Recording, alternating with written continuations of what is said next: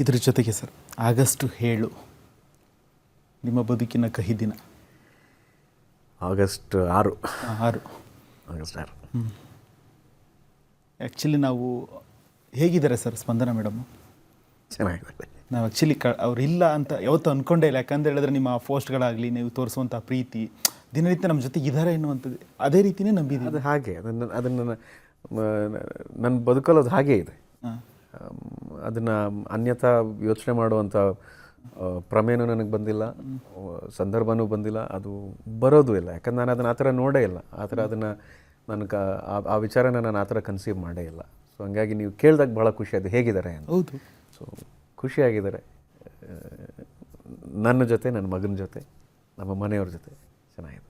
ಈಗಲೂ ನೆನಪಾಗ್ತಾರೆ ಸರ್, ಜೊತೆ ಮಾತಾಡ್ತಾರೆ? ಮನೆಯಲ್ಲಿ ಅವನು ಒಬ್ಬನೇ ಕೂತಾಗ ಒಂದೊಂದ್ಸಲ ಯಾವಾಗಲೂ ಒಂದು ಸಣ್ಣ ಮಾತುಕತೆ ಒಂದ್ಸಲ ಮಾತಾಡ್ತೀನಿ. ಯಾರು ತುಂಬ ಖುಷಿ ಆದಾಗ ನಾನು ಹೇಳ್ಕೊತೀನಿ. ಅದರ ಒಂದು ಸ್ವಲ್ಪ ತುಂಬ ಹಿಂಸೆ ಆದಾಗ, ದುಃಖ ಆದಾಗ, ರೀಸೆಂಟಾಗಿ ಆಗಿದ್ದು ವಿಚಾರ ಅದಾದಾಗಲೂ ಒಂದ್ಸಲ ಸುಮ್ಮನೆ ಹಾಗೆ ನೋಡ್ತೀನಿ.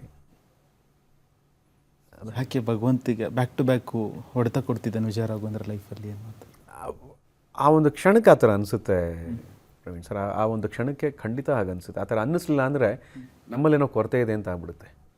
ಆ ಥರ ಅನಿಸುತ್ತೆ. ಆದರೆ ಅದಾದ ಮೇಲೆ ಏನು ಪ್ರಶ್ನೆ ಮಾಡೋಕ್ಕಾಗುತ್ತೆ? ಆಗೋಗಿರೋದ್ರ ಬಗ್ಗೆ ಏನು ಪ್ರಶ್ನೆ ಮಾಡ್ತೀರಿ?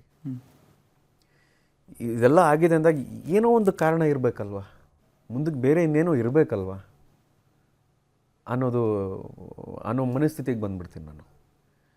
ಇದಾಯ್ತಾ ಅದಾಯ್ತಾ ಸರಿ, ನನ್ನನ್ನು ಇನ್ನೂ ಯಾಕೆ ಇಟ್ಟಿದ್ದಾನೆ ಅಂದರೆ ನಾನು ಕೇಳ್ತಿರೋದು ಯಾಕಾದರೂ ಇಟ್ಟಿದೆಯೋ ಅಲ್ಲ, ನನ್ನನ್ನು ಯಾಕೆ ಇಟ್ಟಿದ್ದಾನೆ?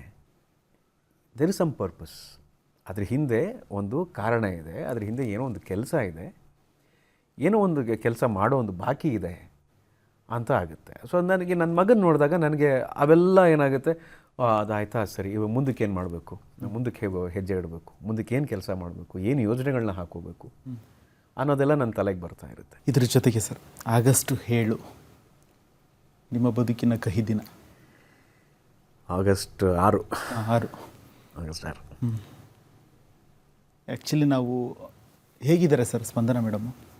ಚೆನ್ನಾಗಿದೆ. ನಾವು ಆ್ಯಕ್ಚುಲಿ ಅವರಿಲ್ಲ ಅಂತ ಯಾವತ್ತೂ ಅಂದ್ಕೊಂಡೇ ಇಲ್ಲ. ಯಾಕಂತ ಹೇಳಿದ್ರೆ ನಿಮ್ಮ ಪೋಸ್ಟ್ಗಳಾಗಲಿ, ನೀವು ತೋರಿಸುವಂಥ ಪ್ರೀತಿ ದಿನನಿತ್ಯ ನಮ್ಮ ಜೊತೆಗೆ ಇದ್ದಾರೆ ಎನ್ನುವಂಥದ್ದು ಅದೇ ರೀತಿಯೇ ನಂಬಿದ್ದೀವಿ. ಅದು ಹಾಗೆ ಅದನ್ನು ನನ್ನ ಬದುಕಲು ಅದು ಹಾಗೇ ಇದೆ.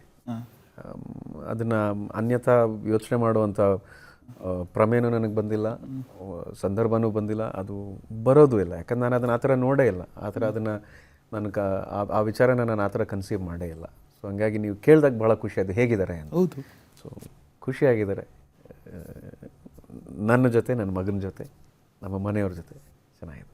ಈಗಲೂ ನೆನಪಾಗ್ತಾರೆ ಸರ್, ಜೊತೆ ಮಾತಾಡ್ತಾರೆ? ಮನೆಯಲ್ಲಿ ಅವನು ಒಬ್ಬನೇ ಕೂತಾಗ ಒಂದೊಂದ್ಸಲ ಯಾವಾಗಲೂ ಒಂದು ಸಣ್ಣ ಮಾತುಕತೆ ಒಂದ್ಸಲ ಮಾತಾಡ್ತೀನಿ. ಯಾರು ತುಂಬ ಖುಷಿ ಆದಾಗ ನಾನು ಹೇಳ್ಕೊತೀನಿ. ಅದರ ಒಂದು ಸ್ವಲ್ಪ ತುಂಬ ಹಿಂಸೆ ಆದಾಗ, ದುಃಖ ಆದಾಗ, ರೀಸೆಂಟಾಗಿ ಆಗಿದ್ದು ವಿಚಾರ ಅದಾದಾಗಲೂ ಒಂದ್ಸಲ ಸುಮ್ಮನೆ ಹಾಗೆ ನೋಡ್ತೀನಿ.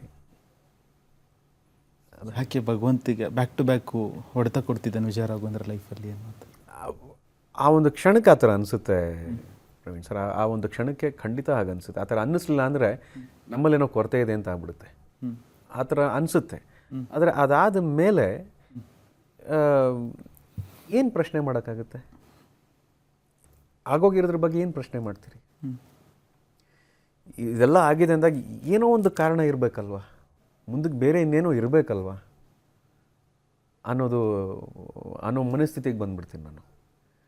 ಇದಾಯ್ತಾ ಅದಾಯ್ತಾ ಸರಿ, ನನ್ನನ್ನು ಇನ್ನೂ ಯಾಕೆ ಇಟ್ಟಿದ್ದಾನೆ ಅಂದರೆ ನಾನು ಕೇಳ್ತಿರೋದು ಯಾಕಾದರೂ ಇಟ್ಟಿದೆಯೋ ಅಲ್ಲ, ನನ್ನನ್ನು ಯಾಕೆ ಇಟ್ಟಿದ್ದಾನೆ?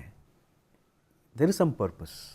ಅದ್ರ ಹಿಂದೆ ಒಂದು ಕಾರಣ ಇದೆ, ಅದ್ರ ಹಿಂದೆ ಏನೋ ಒಂದು ಕೆಲಸ ಇದೆ, ಏನೋ ಒಂದು ಕೆಲಸ ಮಾಡೋ ಒಂದು ಬಾಕಿ ಇದೆ ಅಂತ ಆಗುತ್ತೆ. ಸೊ ನನಗೆ ನನ್ನ ಮಗನ ನೋಡಿದಾಗ ನನಗೆ ಅವೆಲ್ಲ ಏನಾಗುತ್ತೆ, ಅದಾಯ್ತಾ ಸರಿ, ಇವಾಗ ಮುಂದಕ್ಕೆ ಏನು ಮಾಡಬೇಕು, ಮುಂದಕ್ಕೆ ಹೆಜ್ಜೆ ಇಡಬೇಕು, ಮುಂದಕ್ಕೆ ಏನು ಕೆಲಸ ಮಾಡಬೇಕು, ಏನು ಯೋಜನೆಗಳನ್ನ ಹಾಕೋಬೇಕು ಅನ್ನೋದೆಲ್ಲ ನನ್ನ ತಲೆಗೆ ಬರ್ತಾ ಇರುತ್ತೆ.